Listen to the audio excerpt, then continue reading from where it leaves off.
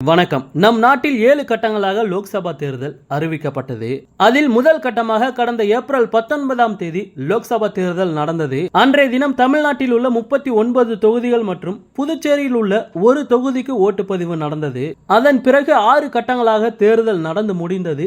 இதில் பதிவாகி உள்ள ஓட்டுகள் ஜூன் 4ஆம் தேதி எண்ணப்பட்டு முடிவுகள் அறிவிக்கப்பட உள்ளது. அன்றைய தினம் மத்தியில் ஆட்சி மாற்றம் ஏற்படுகிறதா இல்லாவிட்டால் மீண்டும் பாஜக ஆட்சியை தொடர்கிறதா என்பது தெரிந்துவிடும்.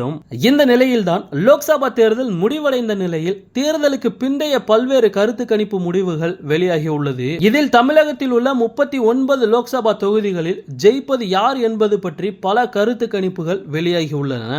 அதன்படி தமிழகத்தில் திமுக தலைமையிலான இந்தியா கூட்டணி 38 முதல் 39 தொகுதிகளில் வெல்லும் என தெரிவிக்கப்பட்டுள்ளது. கடந்த முறை தமிழகத்தில் 38 தொகுதிகளில் திமுக மற்றும் அதன் கூட்டணி கட்சிகள் வென்றது. அதே போல் இந்த முறையும் தமிழகத்தில் திமுக கூட்டணி தான் அதிக இடங்களை அள்ளும் என கருத்து கணிப்பில் தெரிவிக்கப்பட்டுள்ளது. இதற்கு அடுத்தபடியாக அதிமுக ஒரு தொகுதியில் வெல்ல வாய்ப்புள்ளதாக கூறப்பட்டுள்ளது. 2019 லோக்சபா தேர்தலில் தமிழகத்தில் அதிமுக ஒரு இடத்தில் வென்ற நிலையில் அதே போல் இந்த முறையும் அந்த கட்சி ஒரு தொகுதியில் வெல்ல வாய்ப்புள்ளதாக தெரிவிக்கப்பட்டுள்ளது.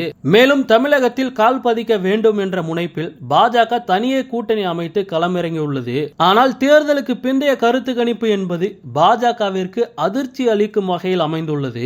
இந்த கருத்து கணிப்பின்படி தமிழகத்தில் பாஜக மற்றும் அதன் கூட்டணி கட்சிகளுக்கு ஒரு சீட்டு கூட கிடைக்காது என தெரிவிக்கப்பட்டுள்ளது.